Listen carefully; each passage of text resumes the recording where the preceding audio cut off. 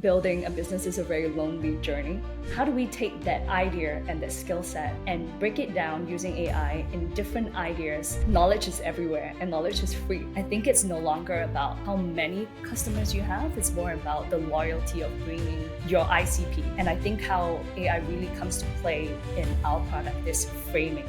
Those knowledge is no longer niche. What people are looking for is community learning, trust, and the ability to bring your idea to revenue in a much shorter amount of time. And that has happened because our team of business experts take one-on-one calls with some of our clientels and we say, tell me, walk me through your product. And I'm here to roast it. I'm here to poke holes at it.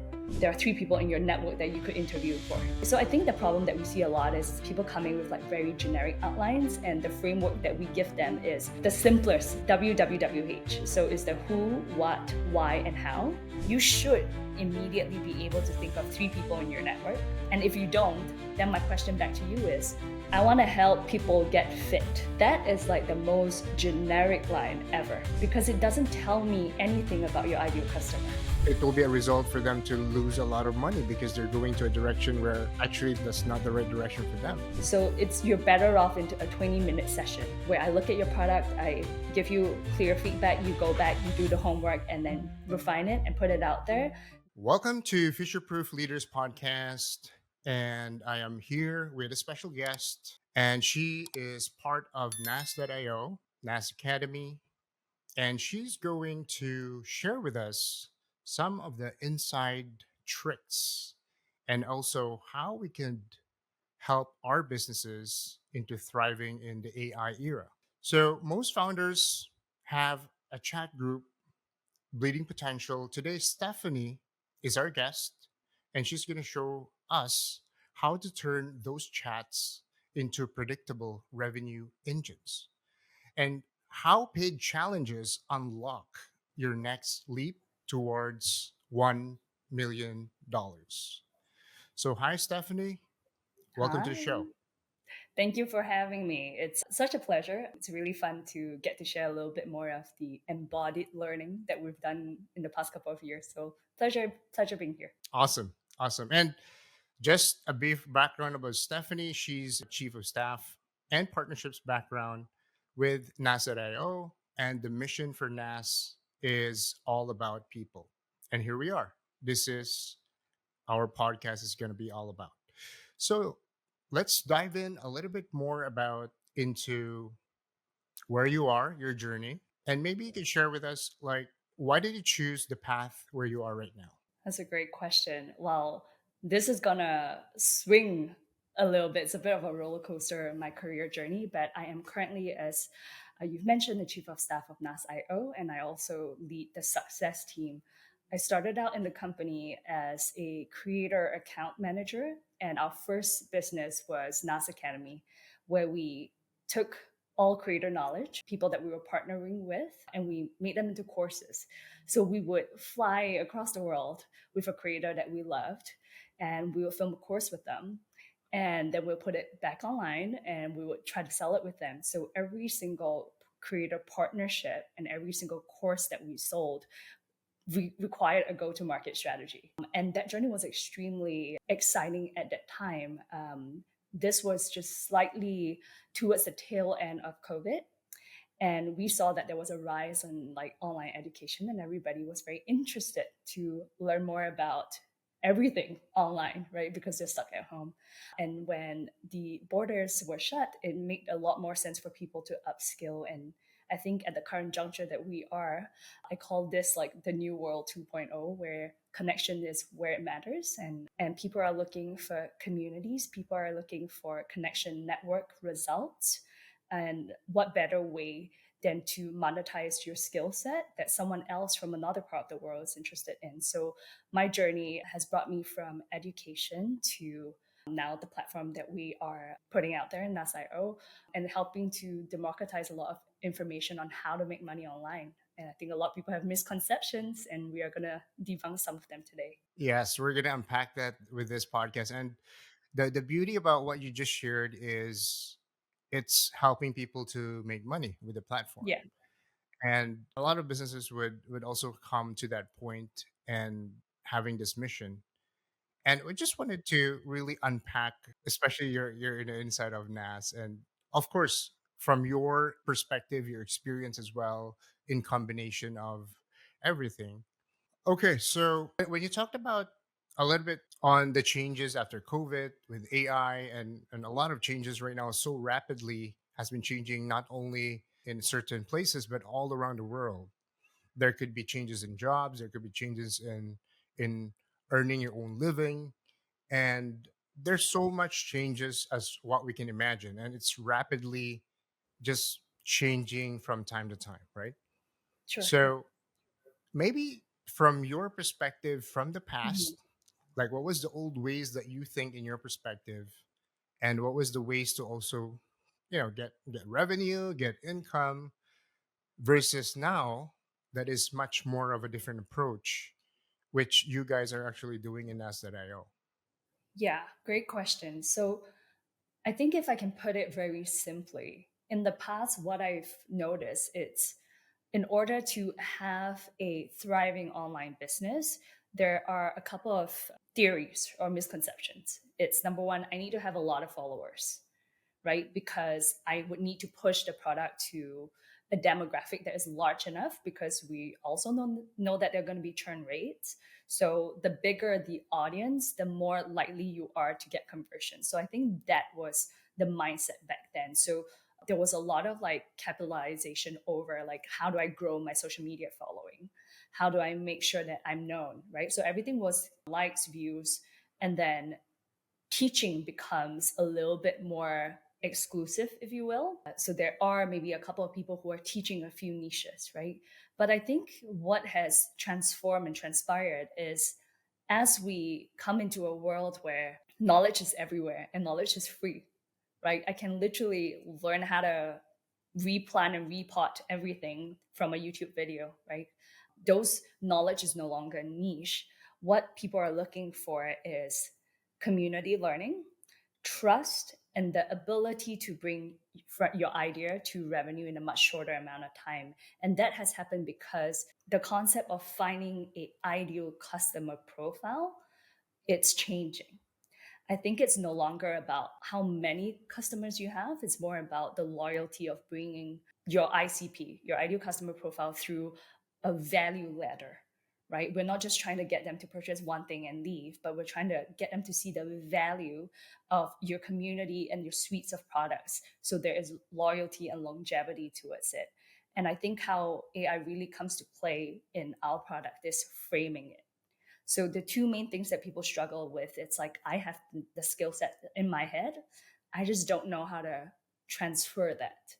I met a customer yesterday and he says like I have like 10 years worth of experience in ethical hacking and I don't know what I can do, right? So how do Mhm. we take the idea and that skill set and break it down using AI in different ideas and formats and templates that could hopefully spark something in you to say, yeah, I can do that. I can teach that. And that framework helps you then make more, I think, considered decisions when it comes to building, and you're less likely to drop off.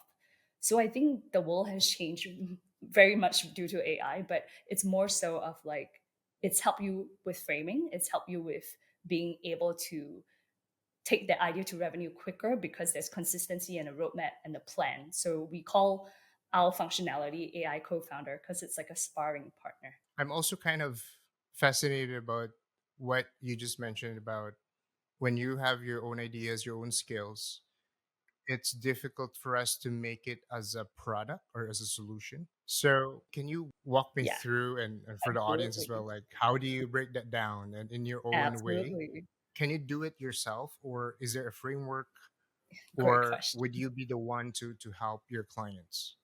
Yeah. So I think at NASIO, I think we acknowledge that building a business is a very lonely journey. As much as you can come up with the ideas yourself, a lot of the refinement comes from conversations and a lot of the refinement comes from actually building it, getting it done, putting it out there in the market, testing it, and then refining it quickly. So we our approach, or my personal favorite approach, is to fail fast to learn fast. our team of like business experts, right, take one-on-one calls with some of our clientels, and we say, tell me, walk me through your product. And I'm here to roast it. I'm here to poke holes at it. So it's you're better off into a 20-minute session, right? Where I look at your product, I give you clear feedback, you go back, you do the homework, and then refine it and put it out there, than to film, let's say, an entire course for a couple of months, do a whole go to market strategy, launch it for it not to get like less than 10 sales, right? You never know. So I think for us, the approach is testing. But to your point, I'll give you an example that hopefully is helpful. I hear this a lot. I want to help mothers, right? People come with a subject line, something like that. I want to help mothers, or I want to help people get fit. That is like the most generic line ever, because it doesn't tell me anything about your ideal customer, right? So, what are their pain points? What do they need? In the example of the mothers, like mothers of what demographic, right? Are they mothers that have teenage children at home? Are they new mothers? And why is that important? Because the time availability of a mother that has a teenage son versus a mother that has a newborn, it's really different, right? And that transforms your offer as well. So if you say, I want to help mothers who are dealing with their children in puberty, right? And they're trying to get closer to their children, and that's the outcome that they want. And I have proven guides, I have proven resources and one on one coaching sessions that could help you communicate with your children more effectively. That in itself is such a rounded product where in your mind, you should immediately be able to tell there are three people in your network that you could interview for, right? So I think the problem that we see a lot is people coming with like very generic outlines, and the framework that we give them is the simplest. So is the who, what, why, and how, right? And then if you can answer all of those questions, you are one step closer to finding that niche. And once you write that format out and your ideal customer profile is written out, you should immediately be able to think of three people in your network. And if you don't, then my question back to you is, why would you be the best person to teach this? Would YouTube education online for free? Would the search engine be more effective than you? So that's kind of how we think about it. Exactly. And if you have experienced it yourself, chances are you know the step by step solution and the experiences, bad or good. And that's where you could really reach out to that target avatar that you mentioned. Let me get it straight. So, if I get it correctly, you mentioned about find the dream client avatar and then you can find your niche, right? Are we talking about would this apply to any sizes of any business, or would this be usually at a spectrum of a startup like you're just starting, or maybe you're in a spectrum of 100K every year? What's your experience? Great question. So I think the general philosophy, I've been in a couple of different startups, and I think what seemed to work is when people not just, you're not here to find customers for your product, you're here to find products for your customers, right? And this is a famous quote that Seth Godin speaks about. And what's the difference? The difference to it is understanding the pain points that your ideal customer profile is going through, and then making sure that your product solves the problem. All of this in the Mm. middle of the fact that you know you're qualified to do this. And what is your right to win? Why should you be considered subject matter expert at it? So I would say that maybe with much bigger businesses and the different stages that they are, that problem solving technique or that viewpoint would differ a little bit more. But I definitely say when you are starting out, for sure, don't find customers for your product, find products for your customers. Understand who the customer is for you. So profound. So it starts with the customer. So it has to be very specific customer, an ideal customer, ICP. And then you can find your niche, and then you can find your products, and you can map your offer. So I think how I would maybe rearrange that is first start off by asking, it's quite like a reflective journey. Start by asking yourself, what are you good at? Right? What do you have the skill set for? And sometimes it might not be skills, sometimes it might be network. So, for instance, if I have the network to different people in different niches, I could be the person that rallies, right? and you would join my network, my community, my supper clubs, because you, through me, you get access to people. So sometimes I think understanding what you offer can be thought about more creatively. And that's where I think people make some of the most interesting products and services that I've seen on our platform. And since you mentioned about creativity, is there like something that very creative, the most creative that you actually encounter and you find it is so amazing to share? I mean, if you're allowed to share, of course. Of course, of course. So a year ago, when we were first starting out, we were seeing a lot of people who were trying to monetize through courses. So they would come in and they would say, okay, I have a course and I'm just porting over my course to your platform. So Nasio itself, multiple different ways you can monetize from our platform. So you could sell memberships, you could sell courses, you could sell challenges, you could sell one-on-ones, or whatever you want. Okay. And you can also sell sort of, you can give people payment links to pay you through. So what we're trying to do is to make monetization online a lot faster for you. So in the past, we would see people porting over things. Where it's evolved so far, and one of the most interesting ones I've seen is the idea that because people love learning by doing, Hmm. because the learning becomes embodied in them. And what they love even more is to learn by doing with people. And to add a layer on top of that is learn by doing with people in a very clear set of time, cohort based, right? So in the past, people would do Hmm. courses and then it's always on. Or they would do like mentorship sessions for like a really long period of time, like 6 months. What we've seen so far is having a very clearly defined timeline. And in our product suites, people use challenges a lot. So they do like a 7-day challenge to achieve a certain outcome, right? So I think at this point, it's important to also think about, if you had a course, could you break it up so that the learning cycle becomes more palatable for people, right? Understanding how a user goes through the journey of learning and what are the different milestones or like points of delight that they might have is super important. So one of the challenge I've seen is like, get your body ready for the summer, right? Hmm. So, and what constitutes that? Eating well, having great habits, having the accountability group, having good access to information about food, how to exercise. And sometimes you might not have all of that information. But if you know people that have, they become experts that can come in, right? And then you expand that value to your audiences, and that makes you so much more desirable, because not only are you creating a community for people who are wanting to learn this and will pay you money for this, but you're extending the networks to both your experts as well as your audiences, and it's always a win-win situation that way. So I've really enjoyed seeing people bring in, like, they collaborate with others who are subject matter experts of other fields and come in together and create a co-ran challenge or a co-ran product. Wow, that's very collective. It's like you have one idea, and of course we have our specialized skill, like every one of us, and maybe some haven't discovered theirs, but every one of us would have this specialized skill. We're bringing all this the specialized, I would say, experts in another word in their field, and that would be very awesome in a more one platform. And is that what you're describing about Nas.io? Is that what you're trying to share, or is it something also including with your other clients with Nas.io? Yeah, so I think for us, a lot of our clientels are attracted to the platform because it's simple to use. It doesn't try to overcomplicate things with like multiple different funnels, different automations, which we'll talk about shortly, because I do think that sometimes when you are building a business, Mhm. there's a lot of distractions.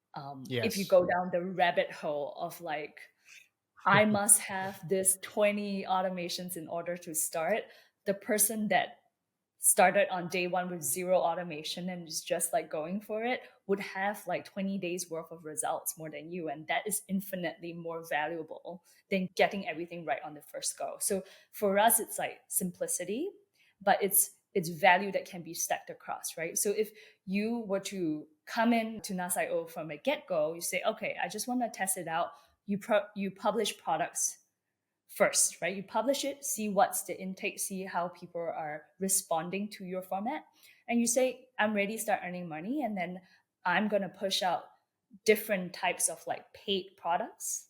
So from like a free product, instead of a lead magnet, you get people through a lead magnet, and you say, hey, I want to create an upsell, can upsell them to a different product, and then later on you can bring them to a membership. So for us, the offer really is you can do everything under the sun. It is the easiest way to make money and the quickest way to make money online, and with a AI co-founder within the platform itself.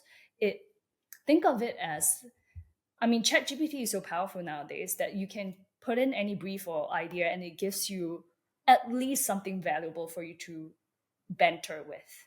What we do is Mm. we frame that into product building and resource building mindset.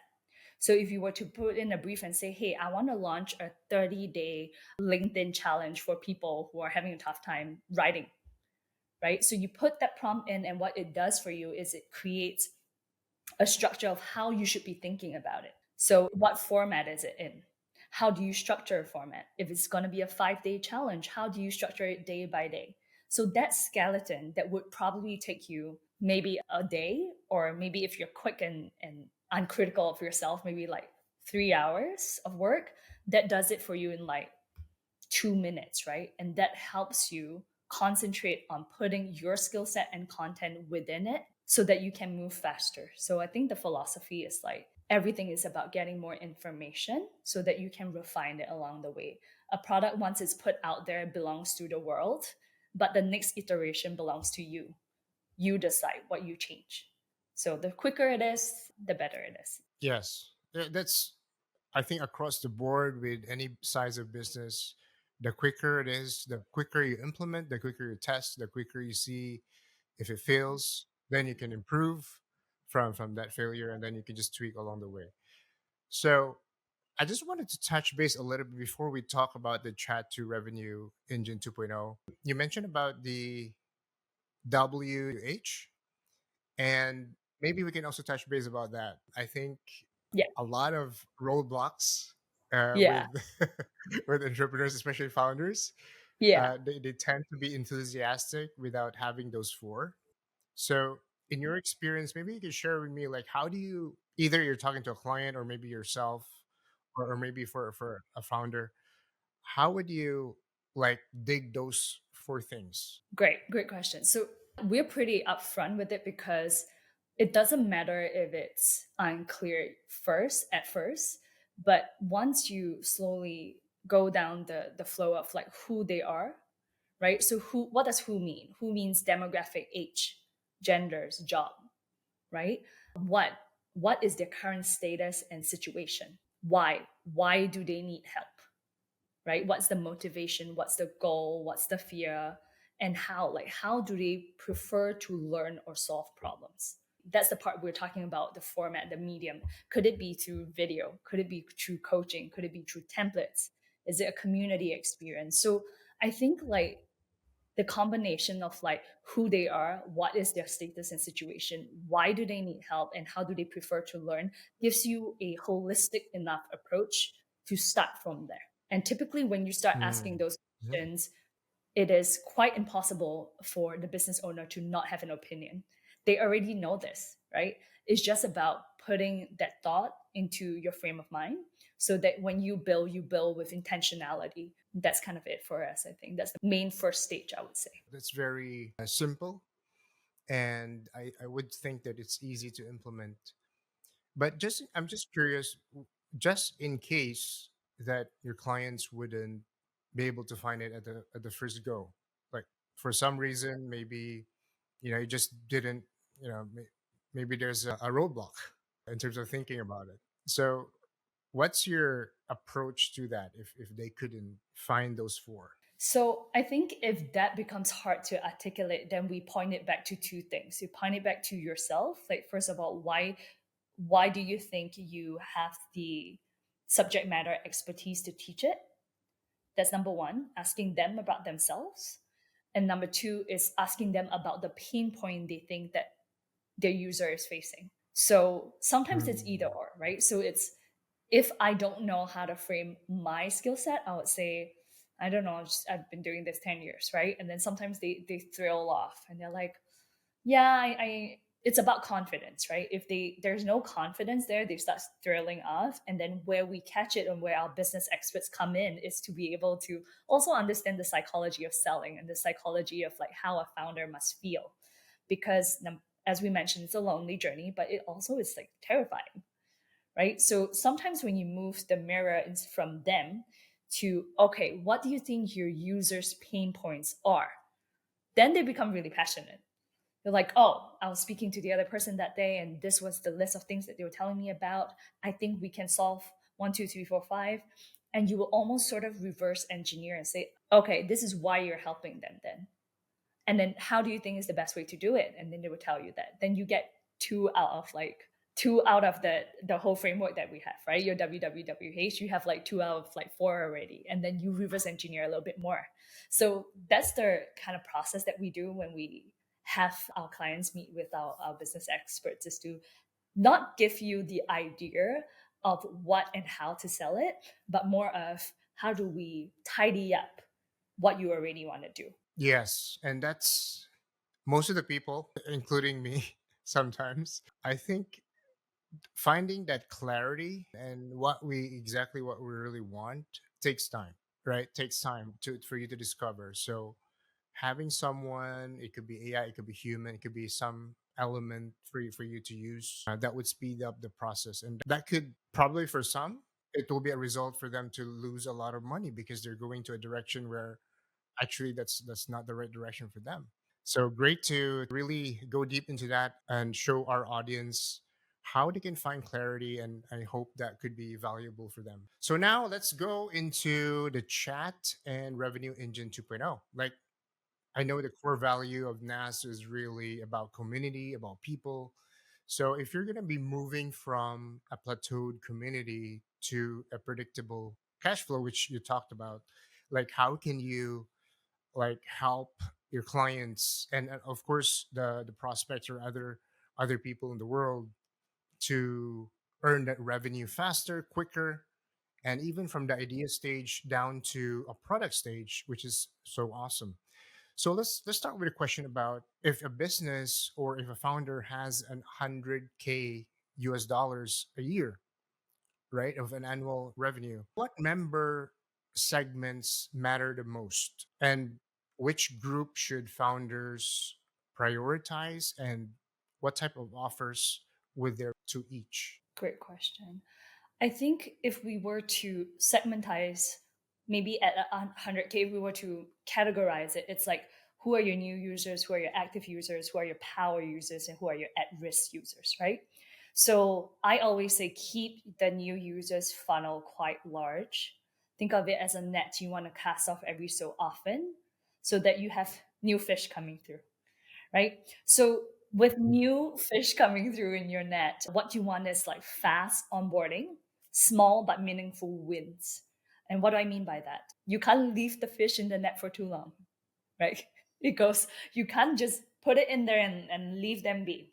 What needs to happen very quickly is once you've gotten that through, you want to, they should be able to experience you and your value very, very quickly. So what we see in product terms is like you see a lot of like download my PDF now, right? It's instant. I go in, I look at your information. I'm like, this is of value to me. So I put in my email, I get a lead magnet or I get a PDF. That value transference is helpful for someone to close the loop of what they're thinking of you. Now, the quality of your lead magnet or quality of the first contact needs to be super high. So, for instance, for us, every time a platinum user, which is our highest tier in NASIO, whenever they purchase a membership, the first contact is an email telling them to book a 15-minute consultation with their business expert.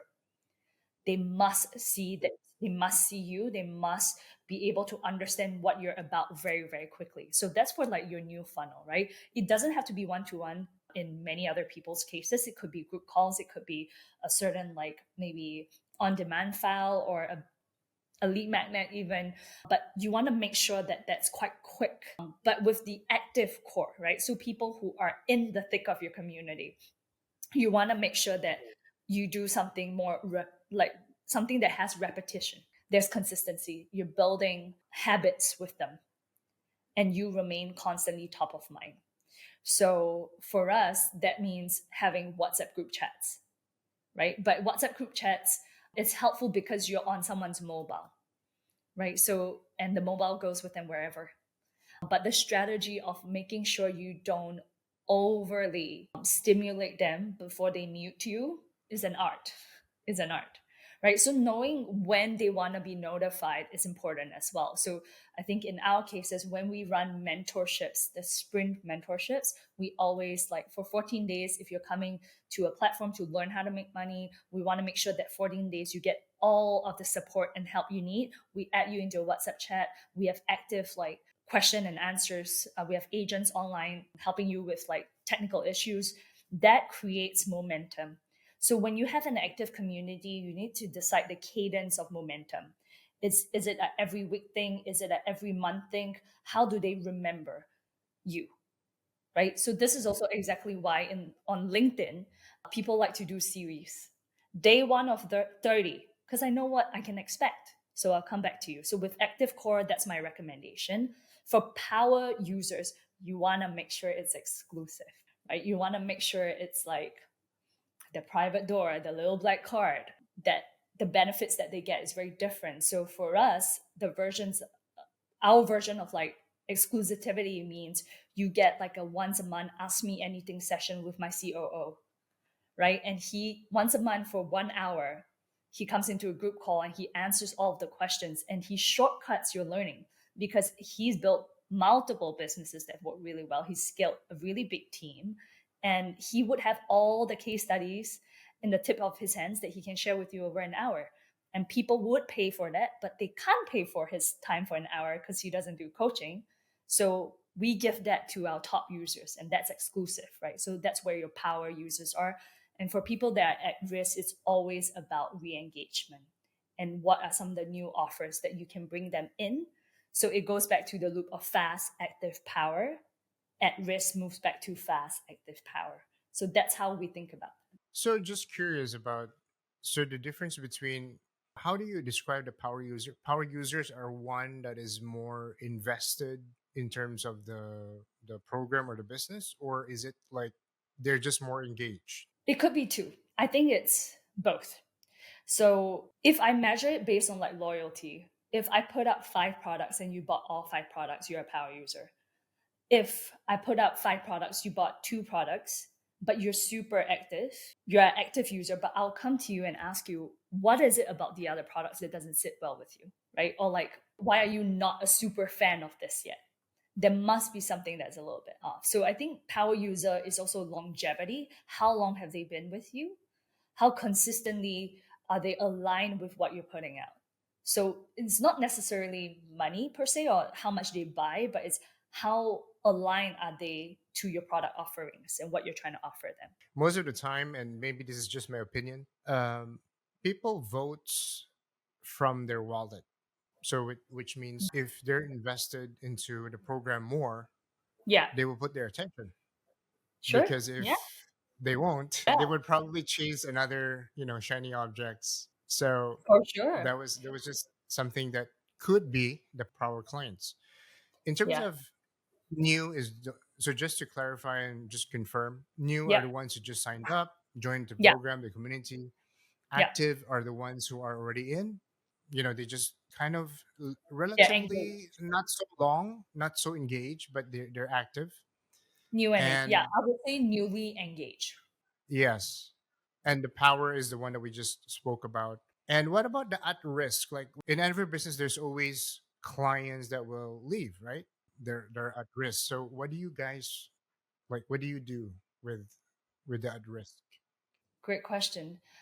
At this juncture, we are trying to figure out the reason for churn, right? There are multiple different reasons, and it all has to do with what do they think your product's about? How did you position it? And why did they buy it?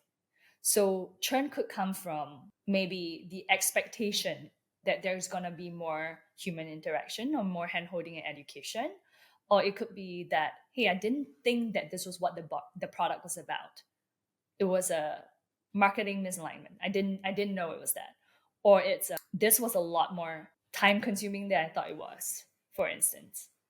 I think Mm. everybody buys into a product to with different pain points. And I think with a product like ours, where they're trying to build a business and trying to scale with it from scratch, there is, if users don't come in with a repeatable model, if they don't hit the milestones that will give them the dopamine to continue on, that becomes Mhm. difficult for them to be re-engaged. But for us, what we've done is we've identified those points, right? So actually, when a user comes in and set up their business profile with us, they're typically more excited at getting their leads in as the first milestone.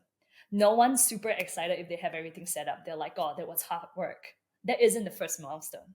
The milestone isn't set up. It's the first person through, right? Then it becomes the first dollar through. Then it becomes the first $1,000. Then it becomes the ability to scale, right? Can I put marketing ad spend, which you can also do in that side, or like how do I run ads? Then that's a personal milestone because I never thought I'll be able to run ads before, right? Small businesses typically don't run like big campaigns on Meta, or they, if they're not in the know, on solopreneurs might hire agencies to help with that. But the mystic around scalability, the mystic around sales makes it a high barrier of entry for people. And the lower we make it, the easier to democratize that information, makes the accessibility more exciting. And therefore, people say, oh, I can do it. That's the next step. That's the momentum that they're trying to create. So it's a really a step by step hand holding, guiding journey at some point. So if we go back to probably the most important question, I mean the most important idea that we want to get out from this is those are the segments. And let's just say if you're a founder, you're stepping, you're wearing the shoes of a founder, and from a client's perspective, their own point of view, which would be the groups that you should prioritize, like from the most important and then down to the least? Because I know That, four are actually very important too, but yeah, as what you explain in every step, like after they yeah, sign up, like they immediately get that service, the notification. yeah. But in terms of like, what do you prioritize, especially with the size of, if you're starting at 100K, you have 100K annual revenue, like what is at that stage, what is the priority? If you're scaling, it typically is making sure that your incoming, it's not running into a situation of a leaky bucket. So I do think that it depends. If your at risk is super high, right? That means your churn rate is super high. That's the point where you need to figure out what is the leak in the bucket. Because even if you bring a ton of people through, you're fighting the speed of how big is the hole in the bucket and how much can you bring it through, right? So it depends on a Mm. couple of different factors, but assuming everything is it's not dire situation, I would say understand why your power users love you. Understand that first. What's the value you bring? Mm. Try to Mhm. replicate that as much as possible to a bigger group of people. So try to push your active users up to power users, and then you have a bigger chunk there. And then if your at risk is manageable, make sure that you have new people coming through. And then new and at risk is always going to be a seesaw balance, I would say. So power user and then new. And what Power about then active and active. So a power power then active? active. Then depending on how big your at risk bucket is, it will be a seesaw. It will be either or first. Yeah. But if at risk is big, and it's better to clear that off right before you go to the 100%. new. If that's a huge problem, I would almost say retain power, go to at risk and figure out what's going on as well. Or I would just say hire more people to segregate different. Segregate Yeah. a different team just to Yeah, you you know you I have think at that those point taken care of.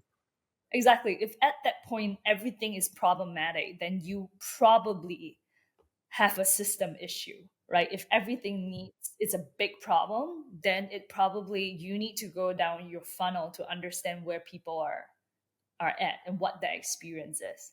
And I mean, to correct myself, it's not always about more new hires. It's not always about having more hands. It's the ability to pinpoint the problem quickly. Yeah, exactly. Fully agree. And this is already quite interesting where we are right now. And you mentioned about we need to understand where the customer is. And I think this raises or begs the question about what type of offers do we map of each stage or segments in your opinion that is really effective? I'm going to give you another analogy if that's okay. I think it's just the simplest way for me to describe it and not make it too technical because I'm also conscious of the fact that there are multiple different businesses that might be watching our session and it might not be relevant to anyone, Yes. but analogy is always helpful. Yes. Think of the segments as you hosting a formal dinner. So if I'm Mhm. hosting a formal dinner, right, new guests they should be introduced with something light and accessible. So that's your appetizer, right? A quick win, something quickly that you can ingest and decide, oh, I like this. Your core guests are enjoying the main course, right? So they're enjoying something that is hearty, that is filling. Your VIPs will then expect a chef's table sort of experience, isn't it? With the whole pomp and circumstance, and that is an experience that they want. And then those who are like, this is not what I want, this is not what I ordered, they would stand up and leave, right?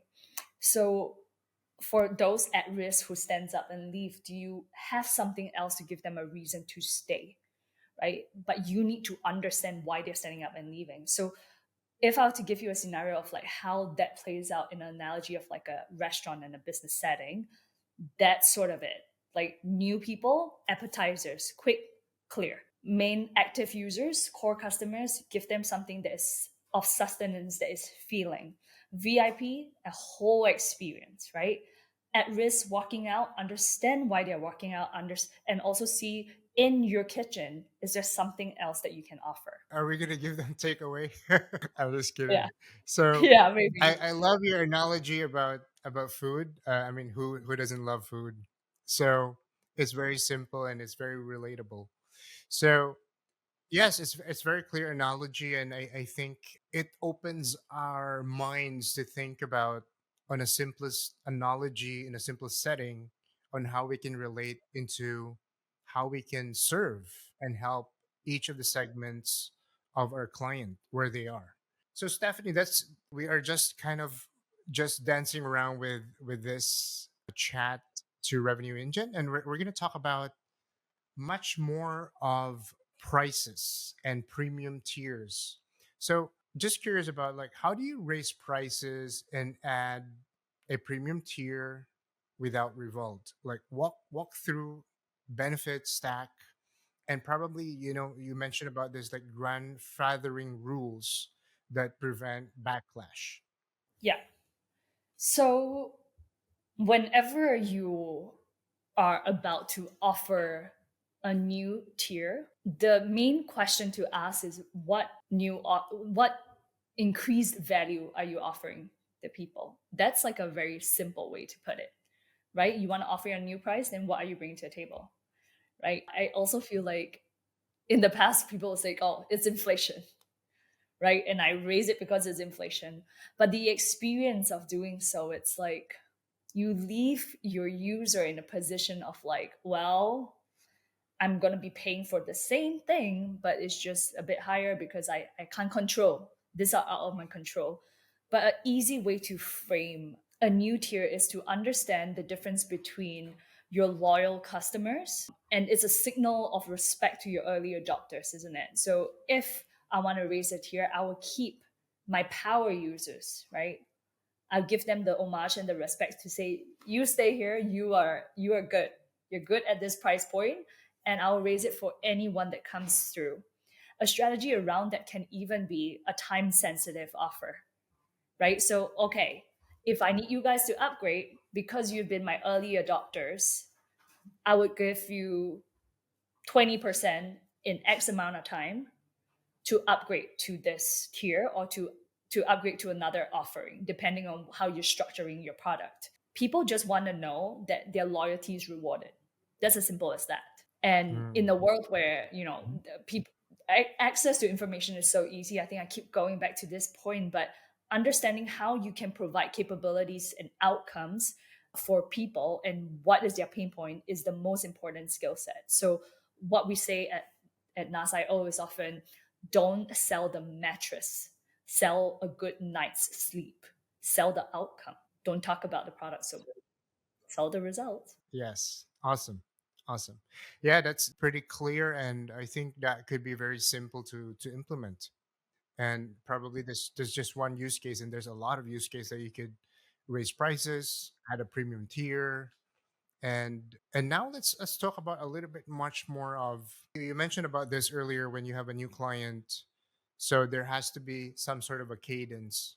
Let's talk about that, right? So your first 7-day activation cadence for a plateau chat, like what sequence would you be building that is very effective in terms of the experience of your clients? So there's welcome, there's prompts, there's first micro win, and maybe we could also focus in the sense of reliably reignites engagement. So engagement was really something I found in a lot of research studies. I think it's important to have engagement at certain stage. And as you mentioned earlier, like we don't want to overdo it. So it was kind of like you mentioned about, like there's a balance with that. And also, what are the mistakes founders should probably avoid? Yeah. The biggest mistake is to start a chat and not guide the room. That's the biggest mistake. So sometimes I get added into like group chats where they're like, no one talks for ages, and then the founder comes in and say hi with like a short paragraph of like what the chat's about. And then you get the next 4 hours of just spam, people asking you to add them on like different funnels, and then they lose control of the room. I think every chat group can function like a classroom. The teacher defines how we behave. So for us, the first initial, and I think with chats like WhatsApp becomes a bit tricky because I can only see the message based on when I join. So if you create sort of like a welcome message and I join maybe 2 hours later, I wouldn't have seen your welcome message, right? So you lose new users along the way, the journey of the group chat. What we like to do is we show our audiences or show our customers, we show people in the group chat how to behave in terms of an introduction. So I would start off and I say, take a photo of myself because people love people. People don't necessarily like brands as much. They don't like generic things. So I take a picture of myself and I say, hey, this is Steph from NASIO. I lead the success team. Just want to say a quick introduction and tell you a little bit more about what we're doing. But before that, right, I would just love to know who's in this room, who's in this space. So here's what you're going to do. You're going to take a picture of yourself. If you're not comfortable, you can just put in your social media handles, your LinkedIn, or whatever you're comfortable with, and tell me a fun fact, right? And then you would see that behavior start permeating through the group. And even if 2 days later the group chat is still going because whoever enters sees the next message that is in accordance with how I've set the tone of voice. So I think the beginning is super important. That's how you start. You guide the room as a teacher would. The next stage is if it starts getting quiet, what then happens? You encourage conversations or you encourage testimonials through pumping in results. So, for instance, let's say we were doing a 14-day mentorship on how to bring someone from 0 leads to 100 leads in 14 days. And typically at about day 4, people are a little bit like, am I going to make it? Am I not? Right? The first day, first couple of days, they're really excited. At day 4, day 3, they're a bit weaning out. And what we do is we incite the conversations with some case studies. And we will say, hey, this user we've seen have gotten this results. Really well done. Do you want to share how you've done it? Right? Then you would see people reply to that. And then someone inevitably would be like, I am lost. I am stuck. Please help me. And then that's where you, as a business owner, or you, as the owner of this conversation, come in and say, let me DM you, let me help you out. And then that creates that cadence and loyalty. So I think a chat group is very much like a classroom. You need to know how you want people to behave, how to encourage that, and what is the sort of like encouragement you need to pump in to the system in order to get a feedback loop. Yeah, that's pretty awesome because most of the time, yeah, the most important thing is the first impression when they come in. And we don't want the spam, we were part of a spam community and all this stuff, right? And yeah, the next potential risk is, oh, the chat just died down, or like there's nothing going on. So those are really good tips. Like, you have testimonials, you have something to share, or anything that you could do it sustainably, right? And then probably a daily kind of thing. So if we're going to talk about earlier, like, what were the parts that you want to avoid too? Because like those are the good parts, and what are the kind of like the no-nos for you not to do In a chat group, in a chat group? That so I think it goes boils down to the question of, you mentioned earlier that we don't want to overdo it.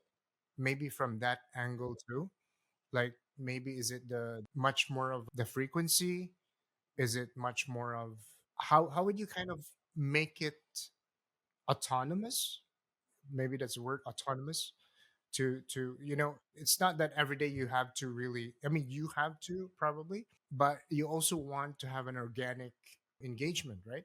From the members. I think that's like the highest. Yeah, that's the highest form of self sustaining community if the chat is able to continue without you being that much involved.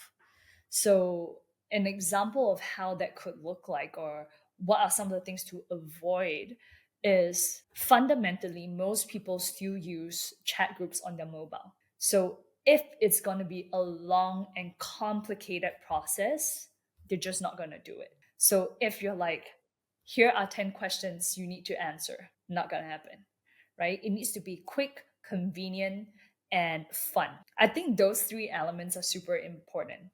Quick, convenient, fun. Quick, So you convenient, get fun. the first, yeah, you get the first like dopamine hit of like, I've done something, right? Even for the users, if they don't know the people in the group chat, they're like, oh, great, I've talked to a bunch of strangers, right? That's like a milestone. I'm excited. I'm plugged into a new network. So I think what I've seen before is there are some chat owners that would have like 10 different questions. And then it takes someone that maybe is a bit type A to be like, oh, okay, let me do the questions and the answers. Let me make sure the spacing is enough. And then it takes 20 minutes, right? Or you get someone that misreads things and then they're not answering the right thing. So the structure needs to be quick, convenient, fun.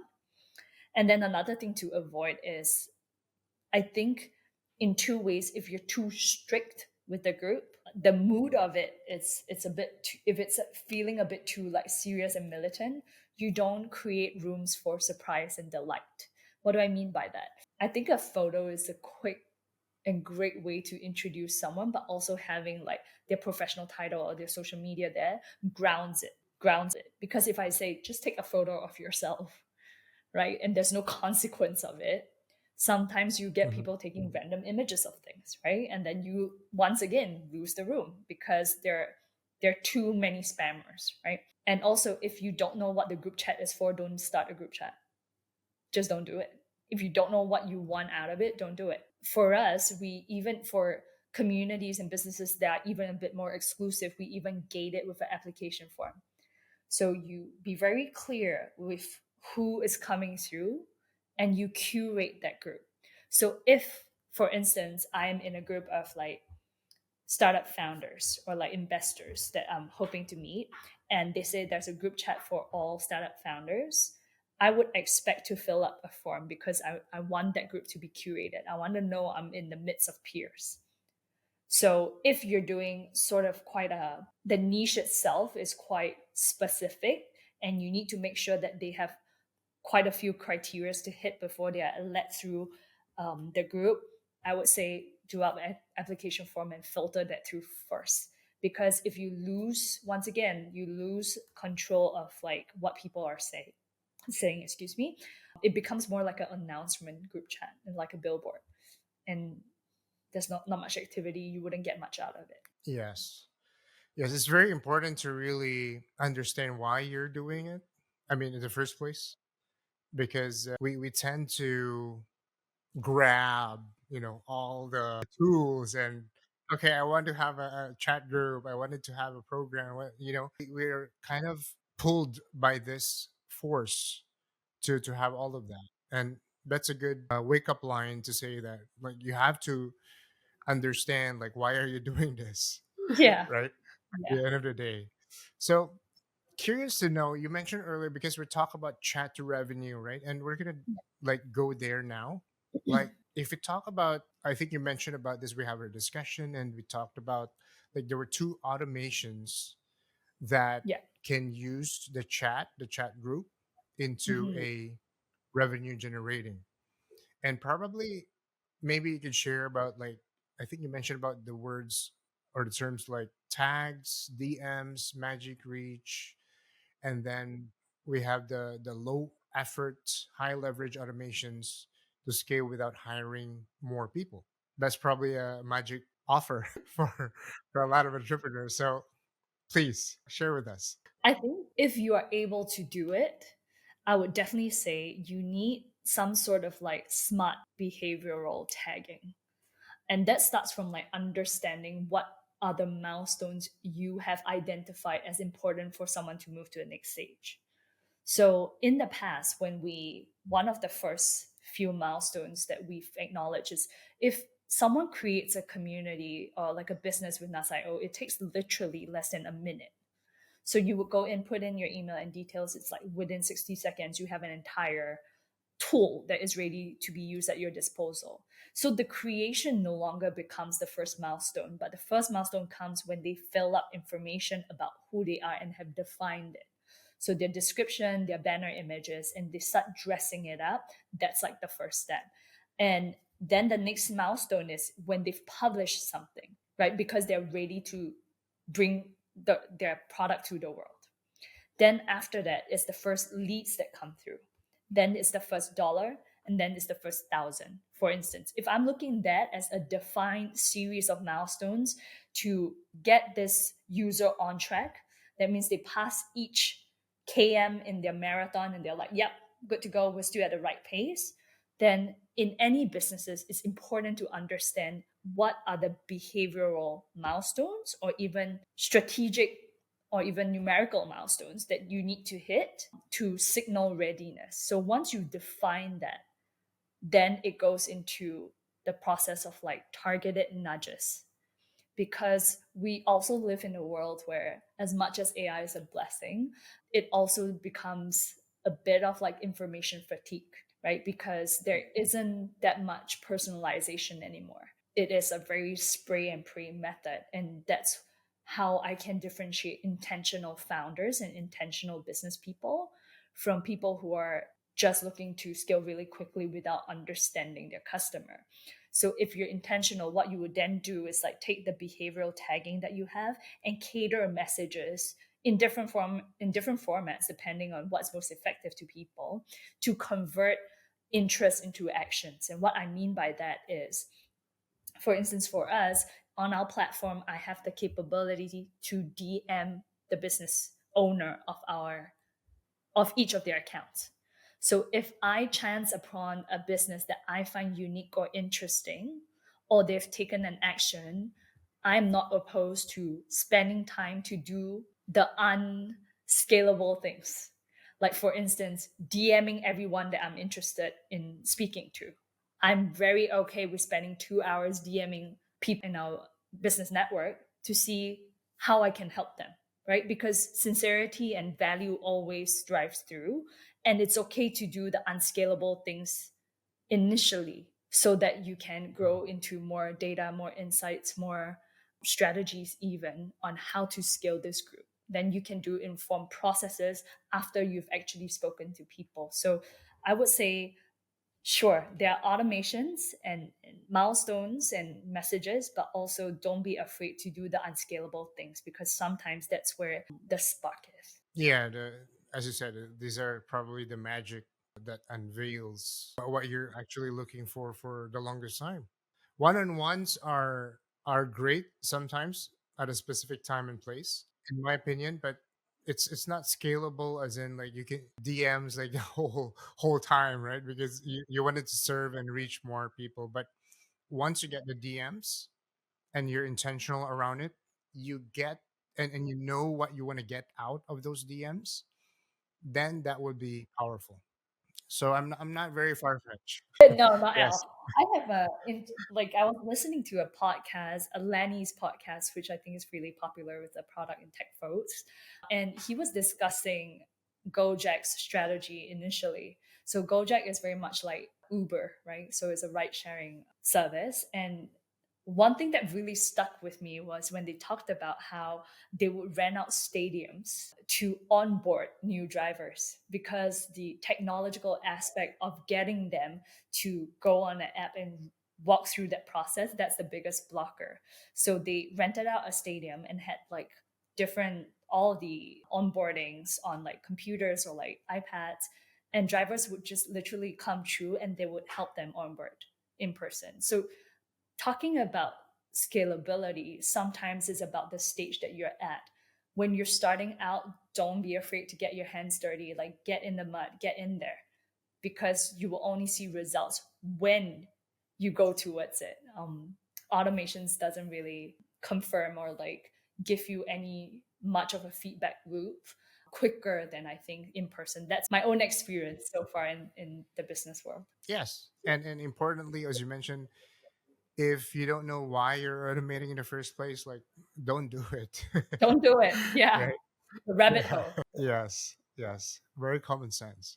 So I think we have covered quite a lot in terms of just of that and from the introduction about NAS, it's so amazing. And now we're gonna talk about a little bit much more of much interestingly, it's all about the paid challenges that we talked about. And I think this could be one of the most massively valuable topics in this episode. So, if you talk about paid challenges, and a lot of founders, like especially for service based businesses and mostly in the educational space, right? Paid challenges, I mean, it's called a challenge for a reason. And Yeah. a lot wouldn't take the challenge, right? So, Exactly. Or they would take so what they would not stay on. yeah, exactly, exactly. They just popped up and not stay on.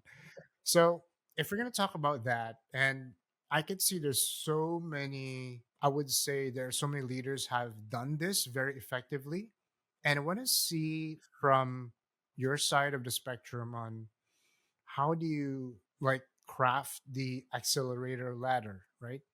And from paid challenges they go in, there's something in the end for them as a next step, right? So if we're going to talk about challenges as a proof, upsell machines, higher LTV lifetime value, and that's one of the biggest challenges to keep customers. So let's start with a question of what's your winning challenge formula at scale? And probably let's talk about a little bit about the duration, the promise, daily checkpoints that create results while staying lightweight to run. Like when you're running the challenges, as you said, like I also agree, like not all will stay. And what do participants like submit each day to stay engaged, to really take that challenge and be immersed? Yeah. So, a challenge format of running engagement or education or any product, the rules to live by is what we've gone through before, which is you sell the results and the outcome and not the actual product, right? So, what I like to say is you sell a good night's sleep instead of the mattress. So, if you get that outcome very clearly locked in your head, I want them to achieve this, then the whole titling of your challenge itself has to be that. Like get your first 100 customers in 14 days or turn your idea into revenue in 30 days, for instance. Once that becomes really clear, you need to understand that sometimes a challenge is a sprint, sometimes it's a marathon, depending on the outcome that you're trying to get them to achieve. Having someone take idea to revenue will not happen in 14 days if they are starting from scratch. That's just trying to sell something. You're trying to sell a pipe dream, right? If they totally have no idea, okay?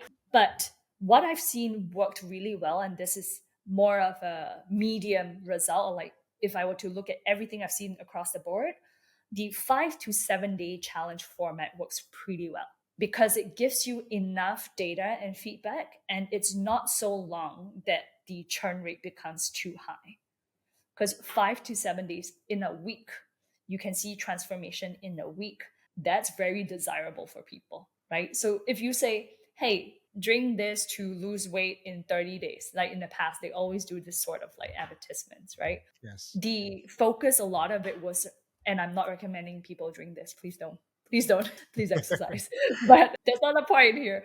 But if they're advertising the amount of days, then you immediately realize that days becomes a pain point to someone, right? Because there's urgency to get something done quickly. So I would say 5 to 7 days, if you've never done a challenge before, becomes a quick and a quick data generated way to understand what's working and what's not. So you then make sure that it could be daily. If it's as short as 7 days, I would say do daily checkpoints. And then once again, coming back to the point of like what milestones that people are likely to drop off, you cannot start a conversation without a clear introduction, right? Like, could you imagine if we started this like podcast of ours like without introducing ourselves? It's just there's no context, there's no framing, it's not helpful. So what we do is like on day one, right? You come in and you say, I'm going to do the unscalable thing. I'm going to be on a Zoom call with 10 people or 20 people or with whoever that's joining the challenge. You see me once, right? I set the context with you. You feel safe, you feel great. You're less likely to drop off because you're very clear with the start, right? And then in the middle, you could have daily checkpoints, and maybe at day 3, it is a homework that requires them to submit something. And every step of the way, you need to be getting some level of a feedback loop because you want to capture the transformation from day 1 to day 7. And because that is then Mm. useful as testimonials for your next challenge, right? So if you were to do a 7 day challenge, first day, you show up and you say, this is what this whole program is going to be. This is what you can expect at the end of the day. Day 2, they go into learning mode and they start it. They start learning, right? Whatever you're trying to teach them, whatever you're trying to put across, they you can attach resources that will be helpful, and you can give them some short assignments. Day 3 is where you encourage. Day 4, you encourage conversations, right? And that's where maybe sometimes people would have peer homeworks or peer studies, or like roast someone else, talk to one person. You introduce the communal element to it. Day 5, you're like, hey, how are you? If you're still late, if you're not done much yet, it's not too late. You still have 3 more days, right? That's your win back. And then day 6 is wrapping up, and day 7, you have to come back. You have to come back and be like, let me wrap this up. Let me sum up this experience and let me frame it. Because coming back at the first and last day means that you have a very clear idea of the transformation, and you have a very clear idea of who can move on to your next offer, right? And who you might need to win back. So that's where you would come in and say, okay, this is what I've seen so far, and you would encourage the different streams that you would think about in terms of like product offering. And curious, like if every single day, if it's 5 to 7 days, like do you spend 1 hour, 2 hours, or is it like whole day? What's the sweet spot for you? So I don't typically, when we create the offer, I would recommend that you be conscious of your ideal customer's profile's pain point. If their pain point is time, you cannot let it drag on, right? So it's like, or if their pain point is price, how do you frame it? So sometimes for subscription, you need to think about it from like the idea of like what's coming out of their wallet every single month. They have like Netflix subscription, Amazon Prime subscription, they have so many different things. But if I were to say for $30 a month, that's $1 a day, right? $1 every day, this is the amount of value you get. It's all about framing. Then you're like, oh, $1 a day, not so much. But $30 a month, that's a lot, right?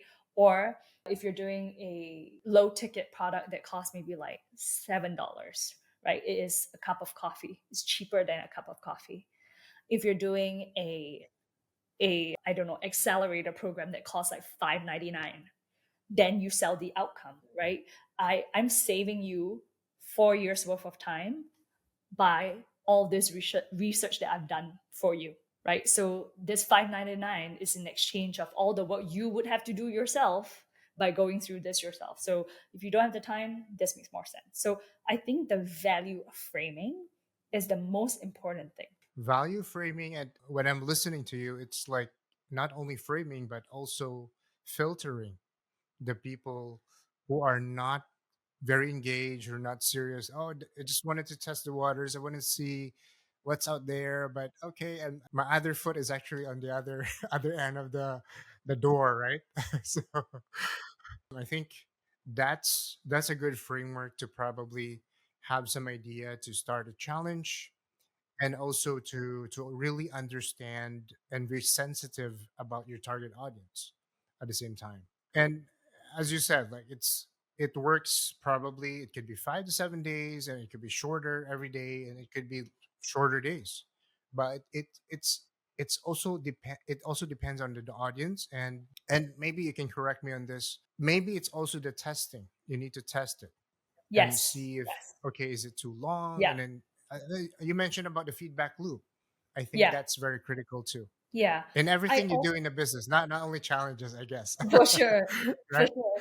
For But sure. I think what is interesting with challenges is that it depends on, I mean, we talked a lot about the outcome that you're trying to sell. Is it about habit? Because habit takes at least 30 days to form. You don't develop a habit in 7 days, right? You're trying to sell a transformation, and that becomes a bit more flexible because a transformation can happen in 7 days. But habit forming, consistency, you need to hear something at least 7 times to understand it or like to remember it. So, let alone a habit. So, I think depending on the nature of what you're trying to get your user to achieve, then the format and the timeline that comes to play. Yes. Habit is, I think there's two questions around it. Are you ready to start a new habit, or you're not ready, right? Because if you want to start a habit, like you have to be kind of opening yourself into, okay, I wanted to start, because I think I'm also guilty in this. Like if you wanted to maybe start We for your all are. gym, and we Yeah, all are, right? we all So if you wanted to start a habit of going to the gym, or yeah. maybe having that healthy diet list of food that do do's and don'ts, like it has to start from the first step. And I think the challenge could be the trigger of that. Yeah. And also, I think if you're starting a challenge, do not be afraid of churn because it is data. Repetition, people, we oftentimes say, if I start with a room of 100 people, at the end of 30 days, I will be very surprised if even 20 get the outcome that they want because there are some parts of the challenge or some parts of the outcome that doesn't is not about you. It's about the user and how honest they are with you. My favorite thing is whenever business owners come to me and they say, I interviewed my users and they said they want it. They say that they want this product for X amount of dollars. And I said, did they really Mm. say it? Because when you launch it, there was no sale. So what happened? So we go back and we backtrack the interview questions.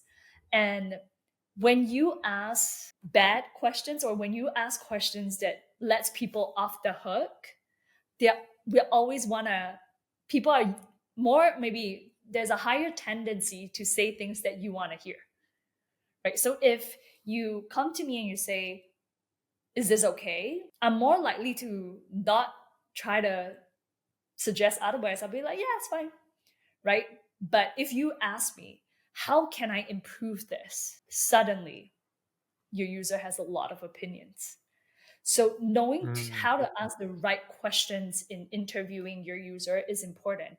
It doesn't have to be something formal where you have all the questions on the list, but just understanding, hey, in your opinion, what makes this more valuable than that? What makes you more likely to pay for this instead of that? Don't even tell them the price. How much will you pay for this? Right? And if they say, "Oh, I would pay $7 for it," and then question a little bit more, right? Or like $70, whatever an amount. Question a bit more around why do you think this would be helpful for your life? Right? Point it back to them, because when it comes back to the person, they are less likely to lie to you unintentionally. yes, I think it's a real life experience. Nobody wants to, I would say, confront with you. I think Yeah. that's a word. Yeah. Like nobody wants to confront with you, especially you're asking questions. You're being polite, and they're also being polite. But I think it's the key questions to really go deep into probing questions that really matters. Yeah. Yeah. I would like to think so. I would like to think that most of the time, if someone is not triggered to tell you what they feel, that means it's a nice day and they've not been incited or like they've not had a negative experience. Most of the time, people are nice and they will want to tell you what you want to hear, which is why I think the time where you get the most honest feedback is when you ask good questions or when someone is angry and you're trying to retain that. That's when you get the most level of honesty, if you're able to ask good questions and go to someone that is actually not happy with you. Yes. It's like they have prepared the presentation and the challenge and the event, and then the last thing you want is to stir things up, right? Yeah, exactly. You're like, Yeah. you're fine. Good job on a hard day. No, yeah, but it's, I think, asking the right questions. Never be lazy with your questions. Never ask, is this okay? Or would you pay for it? Anything that is yes and no, you're more likely to get inconsistent data. And I like your idea about you have to be make it about them. Yes, you have to. Yeah. Yeah.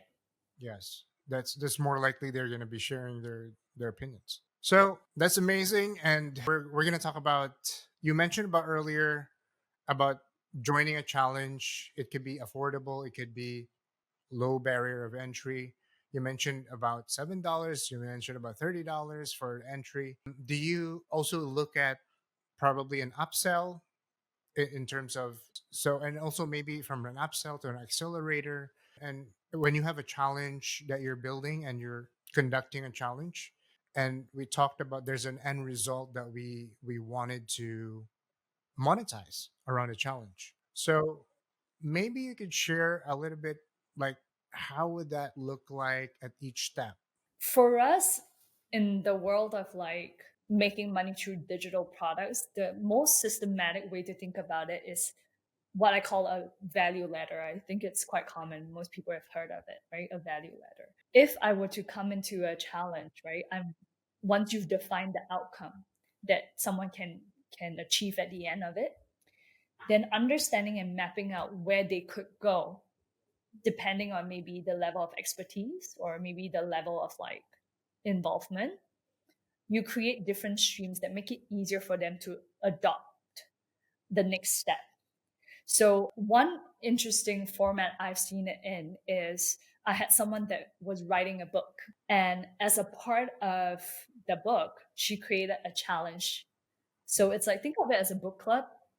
And then in that book club, there are different chapters. And in the different chapters, there are things to glean out of that, right? So then she breaks it down into different chapters, different touch points, different conversation topics. And then at the end of it, there is an upsell to something that is more of a programmatic approach.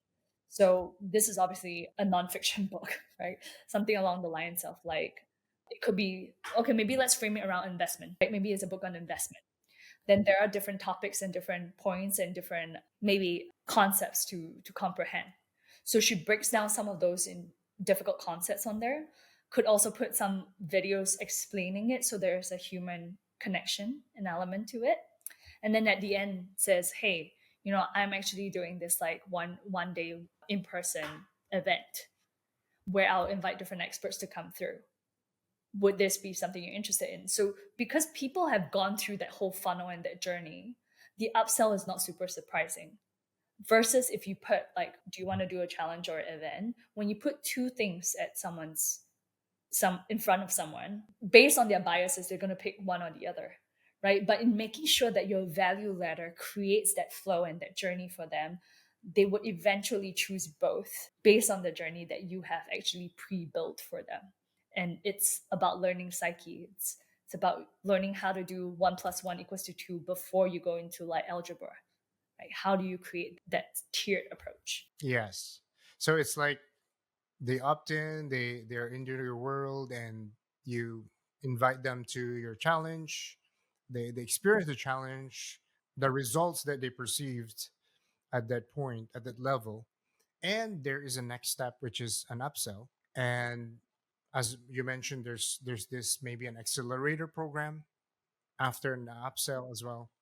It could be a high ticket, it could be a mid ticket at some point. So I have a question around this too. I think you mentioned about this at the beginning about trust. You say Nas.io and Nas, and of course you also believe that trust is one of the key components to be able to thrive in this new era. So how do we know like when they trust us enough? Can you start the challenges anytime, or is there like some sort of a metric to kind of follow? Yeah. So for us, it's about feedback loops. Even in the new any features that we sort of push out into the product, our product managers either speak to our success business expert team where they understand what people are saying on the ground. We even have our designers asking us, okay, is this button here making more sense? Like intuitively, how do people use it? Even my founder himself creates a milestone where whenever a business owner hits $1,000, he gets on like a quick 15-minute call to ask them for feedback. And that's every single person that has made $1,000. He gets on a 15-minute call. And I think that creates quite a quick feedback loop, right? Because you're hearing from the ground up. And also like for us, making sure that we are plugged into the network of like the technology is so super important. So in accordance to like Nas.io, anyone that purchases our pro tier and our platinum tier get access to our academy business, which is called AI School. And what that means is if I'm subscribed to the tool, I get free education on how to best leverage AI, right, in my business. So the way we think about it is there's still a lot of room for us to be better. We still get complaints, we still get angry emails saying, I'm not sure how to do this, right? So we still get those all the time. And then that is, I think, a part and parcel of like a scaling business. You will get it, but we are also trying to figure out like what are the pain points that we can quickly leverage, right? So if it's education, if people say, hey, I understand the tool, but I feel like I've hit a ceiling.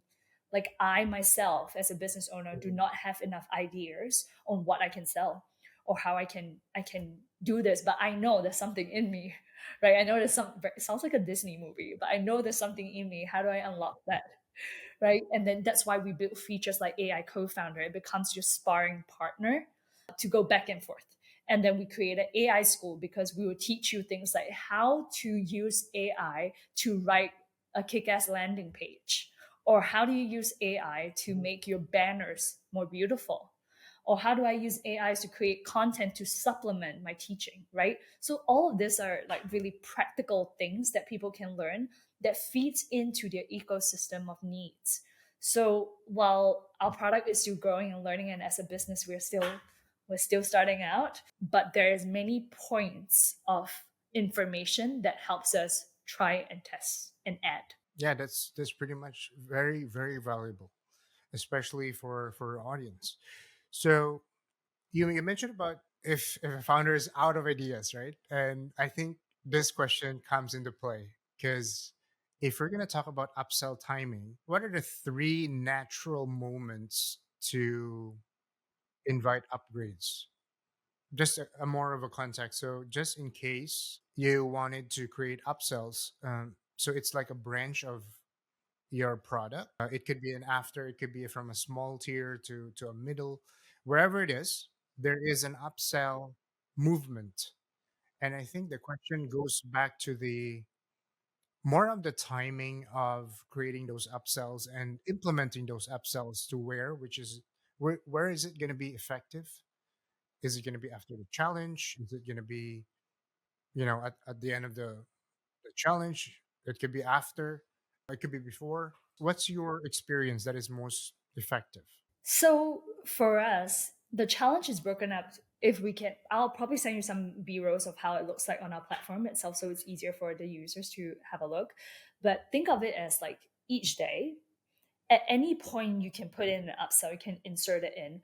But to our point about a value ladder and the psychology of how people receive information and learning, how do you create that process so that they're not overwhelmed? So the first point of upsell should be after they've achieved one milestone, and the upsell needs to be relevant to that milestone.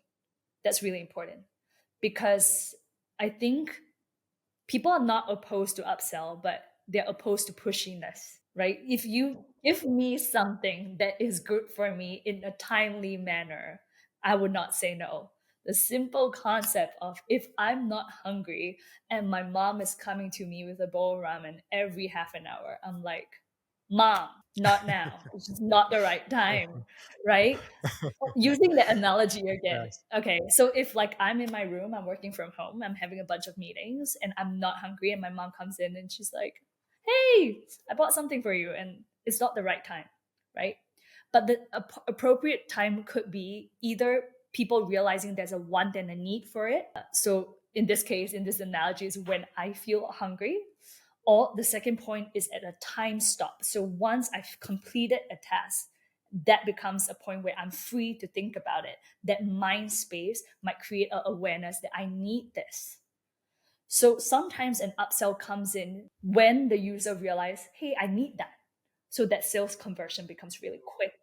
Or sometimes they don't even know it's something that they need, but you've already foreseen that and you create a case of why they would need this. So those two Yes. points is more behavioral than like day, because you it depends on how you structure that learning process.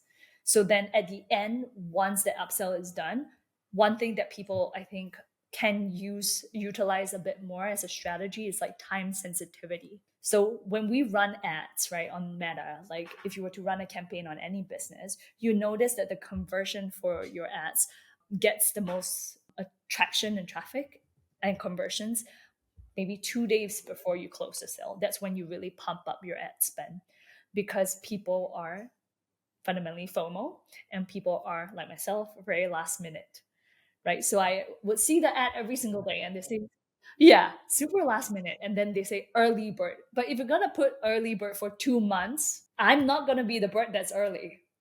I'm going to be the person that buys right before. And so, time sensitivity and knowing how long you want to maintain an offer for and making sure that the price point reflects that sense of urgency is a strategy in itself. And I think people should think a bit more about that. That makes sense. And I fully agree.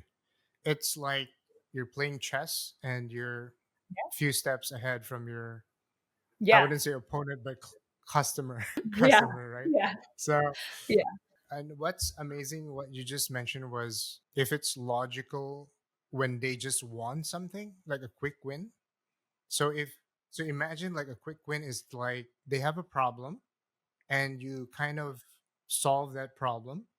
But after the problem, there's another problem that pops up. And okay, or you're done with this. Like, okay, there's this, you have this problem, and okay, here's a It solution. foreshadowed. Yeah. Right, right. Yes, Yeah. yes. So amazing. So let's, so from there, I think that also the next step for another problem would be we're talking about upsell. We talked about much more of the math in terms of the pricing, in terms of the formula.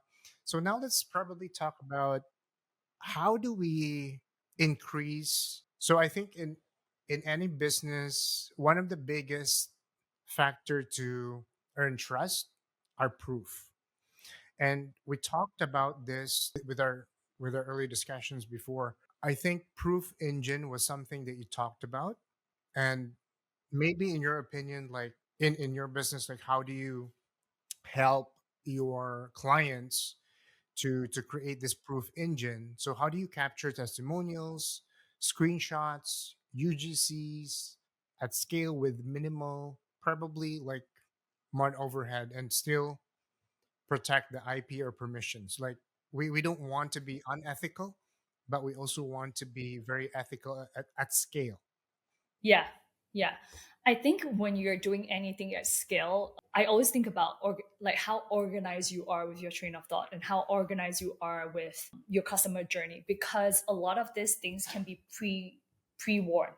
So, for instance, if I'm starting a challenge, the first thing that I would set in context is, hey, this is where we'll be chatting at. Maybe it's a WhatsApp chat. This is where we'll be communicated at Zoom. I just want to make sure that every Zoom, I'll let you guys know every Zoom recording, every Zoom session will be recorded. And therefore you would have access to that as well. But just to make sure that, this is a learning space for everybody. So this becomes a feedback loop for us all. Setting that context helps you not feel like you're doing shady business, right? You're very upfront from the beginning. You set the context that, hey, it's a learning journey, it's a community over here, it's a network where we're trying to achieve this outcome. It becomes a bit trickier when I think you're doing a business around something a bit more niche, like therapy, or something a bit more like private. So even with like transformation, like health transformation, weight transformation, you see a lot of like ads of like day 1 and day 30, right? And people are like, oh my God, that transformation is what I want. But oftentimes when I see those ads, what I think about is, well done to the person that remembered to take a photo in day 1, Mm. because your end is in mind. So as a business owner, what is your end in mind? You need to make sure that you are recording that process so that that becomes a feedback loop for future people, especially if you're just starting out. Your first cohort is almost always a test. It's almost always. Yes. Think about it that way. And don't think about it going into it being like, oh, this is a big launch to the world. Think about it as, this is my beta testers, right? And you can even frame it that way. Like, you guys are my beta testers. This is actually 50% off, or like, this is free for you guys. I just need a bit more information of how you've done it. And people are more likely to help you because we all want to feel like we're contributing to the world or contributing to someone. So framing that will be helpful. And for me, in a challenge format, what we usually do is we ask questions. How has this helped you? Or like, was this concept easy to understand? Or like, have you spoken to 3 users of yours, right? If we're talking about like a mentorship challenge on how to find your first 100 leads, we'll also often ask them in Zoom sessions, we'll say, hey guys, the Zoom session is recorded, but we want to do something called a roast. So the homework that you have submitted yesterday, we're going to pick some examples up and we're going to go through them. And what that creates is participation. And we say, if you're not in this Zoom room, if you don't attend, you don't get roasted. So even if I prepare your case study and I've done all the work, but if I call out your name and you're not in the room, I don't go through it. And then over time, people understand the behavior and the culture you're setting. And they're like, I need to be in the room because I might be called upon. And it creates that fun that we're talking about. So, quick, convenient fun, that's what you need to aim for your user. And when the fun comes in, that's when you start seeing momentum, I think. So it's very valuable to think of a challenge where you're very much engaged, but at the same time you're hitting a few birds in one stone. Hopefully, like you are just having one challenge and you're having a feedback loop. You're having some questions, maybe a poll, a survey within Zoom or any platform. And as you said, like if they're gonna do the assignments, I think that's a good sign because most of the people that I know, I mean, including me too, sometimes, if it doesn't add value to me, I wouldn't do the assignments. Yeah. And you could also create like a reward system at the end, right? So we are actually, there's a creator that is working on a challenge right now where the person that gets the most sale wins a trip to Dubai for free. So not everybody would have such a crazy crazy valuable gift at the end, but it could be what would mean the most to them, right? So for this creator, he's a travel creator, so it does a trip makes sense. If you are a maybe a life coach, what is valuable is your time, right? So you could offer like 3 one-on-one sessions that is priced at X amount that they will get for free, right? So what is the carrot at the end? And it doesn't always have to be free. It doesn't. Sometimes it doesn't need to be a price. The price is you finishing it, but knowing the psychology of what they want from you and what they want from their outcome is helps you frame that reward. Yes, you said it very, I would say, well said into the framing, because I have experienced, like, probably this is just a quick share from my side, is I've been to communities where they want to let the people engage. So what they do is, okay, I have the very simplest question, because you already watched this before we jump into this meeting, this class live, and I will reward you if you raise your hand. So it's not like a trip to Dubai, but it's like a $10 per pop. So if you get the answer right, which sometimes the the moderator will also give something like a hint, like even like let's say they get called upon and you don't know the answer, like maybe the answer is like different, but you will also get some, coaching at this, or some sort of a cheat at the side. So the engagement is really like the energy is going up, and just because of the $10, like let's say you have maybe 10 questions just to engage the room, $10 would go a lot of way in terms of what you're trying to do, right? Correct, because that's your ROI. What we also like to do is the NAS style of like running webinars or like events and mentorships. We're really high energy and it's always a lot of fun, and some might even call chaotic in a good way. Hopefully, we always play music when people enter. So once they enter, they understand the state that they're in. They're like, okay, some people might be, oh my god, it is 7 a.m. and it's a music room, right? And there is definite dancing and highlighting of different people, but we always read the room. So we put a poll in and say, how are we feeling today, right? You get a sense of the room. And this is applicable to any other webinars or like business formats that you're running, understanding the sense of the room. And then we have little cues throughout the way where we would pause and we say, if you understood what I said, you're going to put the numbers 4.174 in the chat.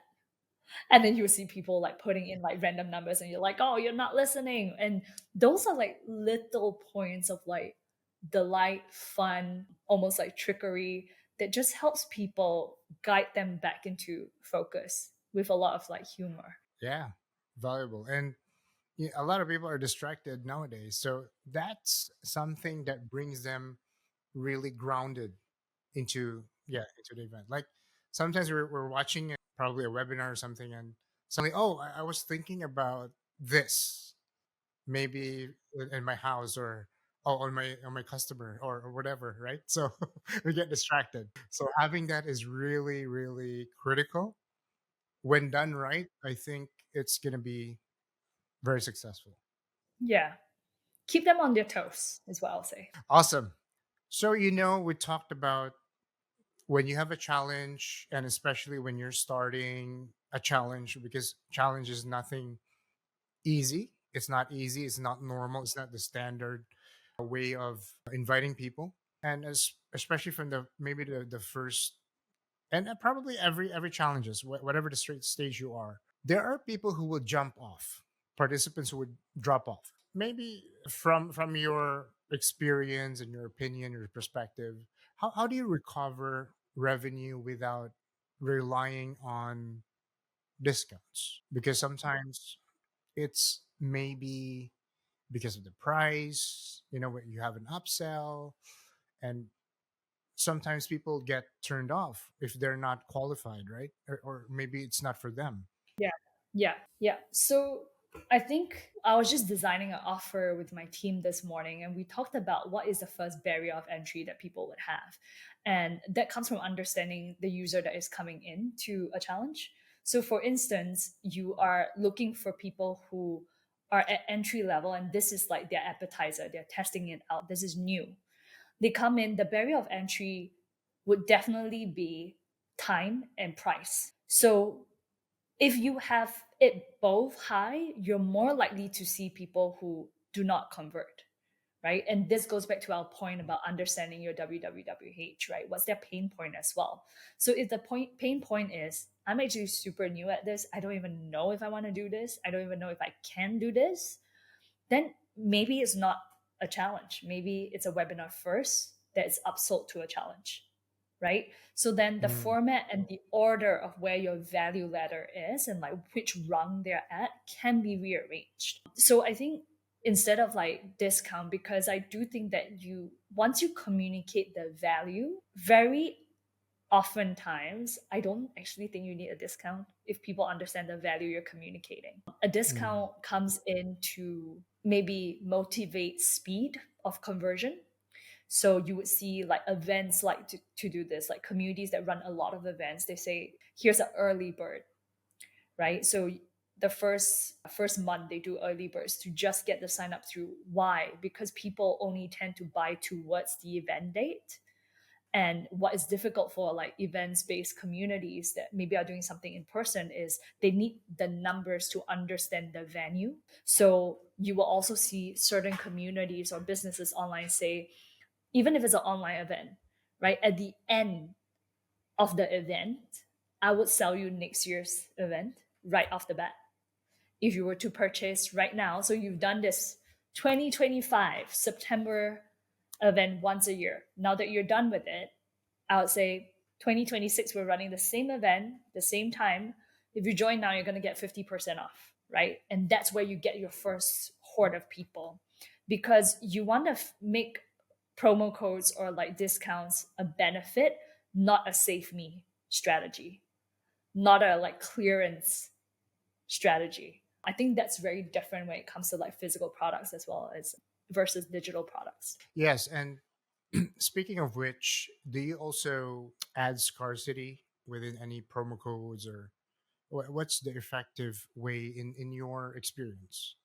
Yeah. So two kinds of scarcity, time scarcity and seat scarcity, right? So if it depends on which moves the needle more. If you say I'm only accepting the first 100 people and I've just begun sign up and I'm only accepting the first 100 people and whenever we hit that, then you would do like frequent updates on like we only have like 10 seats left or like 20 seats left. That level of scarcity moves the people through the funnel much quicker.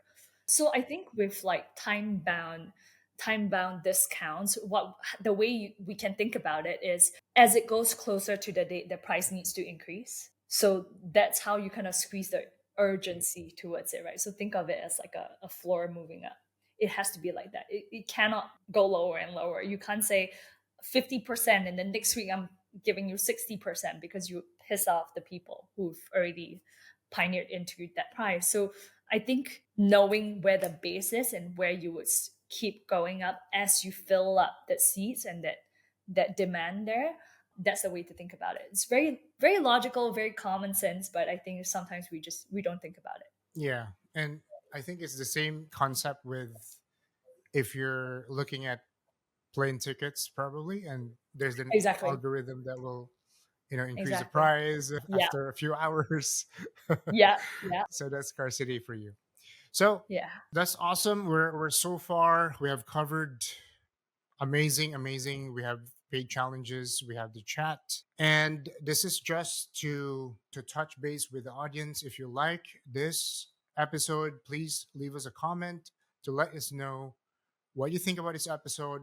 What has Stephanie and I has given you? Is it valuable? Do you want more of this? Give us your feedback. We love to deliver more. And Stephanie, let's go back to the last touch, which is much more of the metrics. We're just gonna touch base a little bit of that, not really going deep, just to close this. So let's talk about the numbers. I think numbers is more than vibes, but keep it light about your feedback and let's just gonna close the loop. So if we're gonna talk about the 2, 3 metrics of Nas.io that you really care the most about right now to scale up, what are those? So we are at the next stage of our company. So the metrics from before, we've transitioned to a new one. So I'll tell you what's before. We rely heavily on GMV and looking at that as a metric of how successful our product is, how much money is passing through our platform. That's obviously the first like proof of concept, right? Are people using it? So that very Mm, naturally became our first core. But now I would say of obviously like revenue growth is really important to us, and in accordance of revenue growth, your retention rate is really important, right? And then the next number that we're looking quite closely into is your CAC and your payback period. So I would say those four together with like your GMV becomes the holy grail of metrics that we're just zooming into. What's your revenue growth? What is the retention rate? What is the CAC? How effective are you at managing that? What is the payback period? And then what is the total GMV passing through? And are people still loving the product? Are they still making lots of money from using our services and our tool? so it's five actually. It's five. Five is five.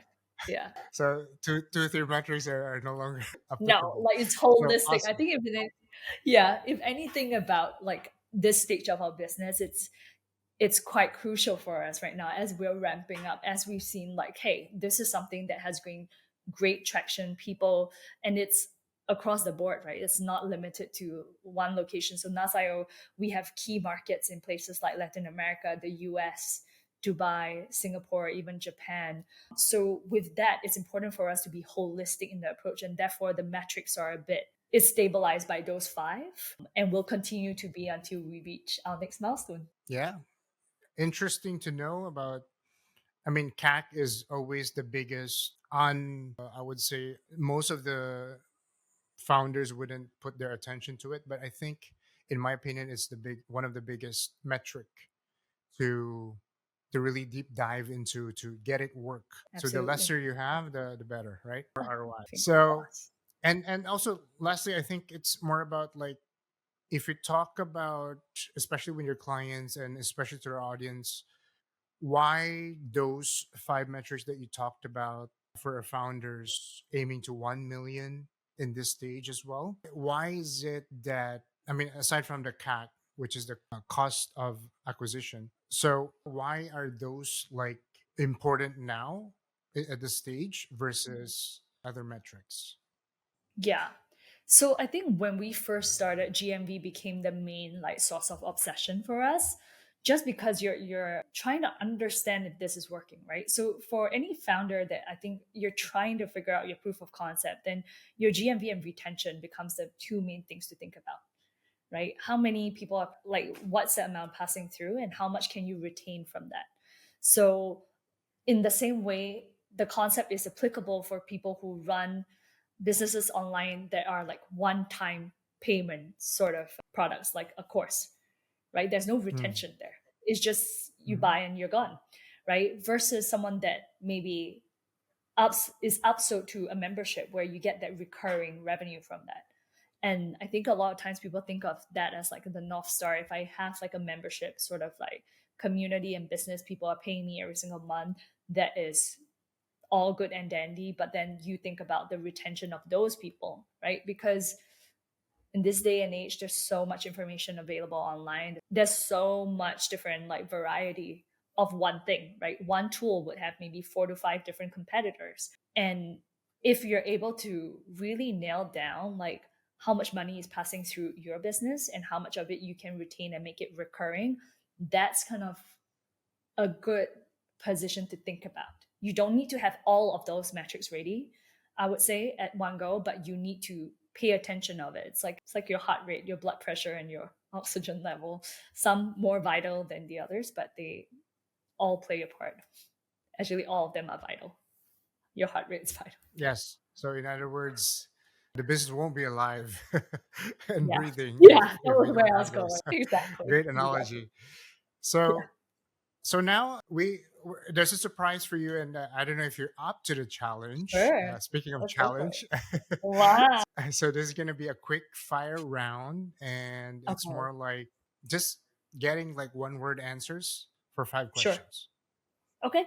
Let's Ready? do it. Yeah. All right. So for you, what is the retention driver? This is hard. Retention So driver. just to give a context, the single biggest factor that keeps members or customers coming back, Trust. trust. Do you want to expound why? No. I'll leave people to figure it out, but I do. Okay, maybe I'll expand it a little bit and then you can choose if you want to include this or not. But I think if there is some basic level of like trust of the brand, you can make a mistake and be okay because there is grace period for it. People, you can make a mistake and there is leeway for you to try to fix it.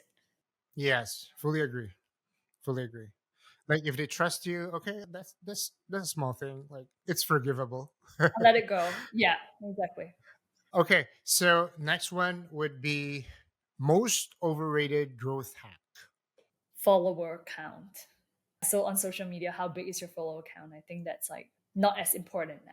It has to be a specific audience and very clear, right? Yes. Yes. So next one would be most underrated community ritual. Introducing yourself with your face. Okay, let's accept that. And so next one would be deal breaker in a partner. So when we talk about partner, it could be in a business or growth partner, and also it could be one red flag. It could be values, execution, audience mismatch. That means it won't work with them. I'll give you two. I think one is if they cannot agree to disagree, that's very, very problematic. So, what I mean by that is if there is a scenario where, I feel really strongly about it and you feel really strongly about it, and we can't decide on something and agree to disagree, that's a deal breaker. You cannot move on with that if someone's insistent on their views both ways. And also someone who over plans, I think, because I think today we talked a lot about like actually the fundamental of like getting your product out there is the most important thing. You just get it out there, get the information, and that feedback cycle. So if someone doesn't want to move until they're like 120%, I mean, unless you're in like finance, like there are other that is maybe a less like forgivable like niche, but think in other areas like in terms of like digital products, you have to just get things, ship it out fast. So if someone is like, no, I need it like 200% ready, then that's probably not a very good fit in my opinion. So disagree, agree to disagree, and some sort of the perfectionist partner. Yeah, like you need someone with a bias to action, and yeah, I think that's important. Yes, speed is very critical. So next, let's talk about growth channel you'd bet on for the next 5 years. NASIO, mic drop. I'll leave it as that. Done. Not kidding. is that is that with bias or without bias? Just kidding. Zero bias NASIO. Okay, all right. And one last one. If you had 30 days to make your first 10K from scratch, no network, no money, what exactly would you do? In terms of a skill or my process? It could be anything just to get that first 10K from scratch. Like you have no network, you have no money, like you have none of these two. Yeah, I will sell my knowledge. So I I am over 30 years old. I have many years of experience being me. And in my years of experience being me, there are a lot of learnings that are embodied already that doesn't need capital because it's mental and social capital. So for a lack of maybe financial capital, use your social capital first, monetize the skill sets. That's what I will do first. Like think about what you've been through in your life that makes you an expert at something, then frame it well and find the right people that will pay for that skill set that you have. And can you do that in 30 days? Absolutely. Absolutely. But it starts with asking the difficult questions first. which is who is your ideal customer profile? Yes, it goes back to the It goes back customer. to basics. Yeah. Go back to basics. And I'm so glad that we have this very immersed conversation, very intimate conversation around the fundamentals at the beginning and also around your background. Like that was exciting. And so I love our episode, and this is for the audience. So if you enjoy this episode and if you have any comments about the episode to help us bring more value to you, to a civil platter for you in your journey as an entrepreneur, type your comments below and we'll love to talk about it. Maybe it could be a part two. Maybe it could be about partnerships. Maybe it could be about AI and community. Who knows? But maybe we can talk about that on a later date, Stephanie. I'm gonna drop like a cliffhanger, so that might be a part two. So I'm just gonna say my foray into tech was because of a perfume. Let's leave it at that. Yeah. All right. It's a mystery. And great cliffhanger, Stephanie. And you're awesome. And everyone is listening right now, watching right now are awesome. And I'll see you on my next episode. We'll see you soon. Bye.